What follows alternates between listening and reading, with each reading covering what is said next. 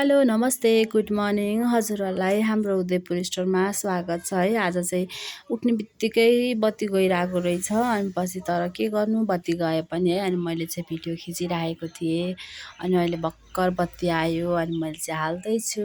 हेर्न सक्नुहुन्छ हामीसँग चाहिँ कस्तो राम्रो राम्रो तरकारी आएको छ। यो भटमासको दाना है, कस्तो राम्रो के भटमास आजै आएको हाम्रो उदयपुर स्टोरमा चाहिँ। अस्ति चाहिँ आएको थिएन नि त।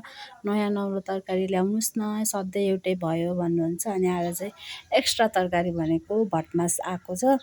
भटमास र घिरौला चाहिँ एकदम मिठो हुन्छ कि, मैले पनि कतिचोटि पकाएको छु, एकदम मिठो हुन्छ।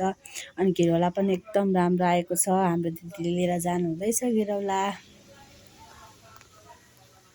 आजको तरकारी चाहिँ यिनीहरू नै हो। मैले अर्को मोबाइलबाट खिचेको, खासै राम्रो आएकै छैन है। अनि के गर्नु, अनि त्यसपछि म चाहिँ अनि फर्सीको मुन्टा पनि लिएर आएको छु। अनि एक फोटो दिइहालेँ फर्सीको मुन्टामा होइन।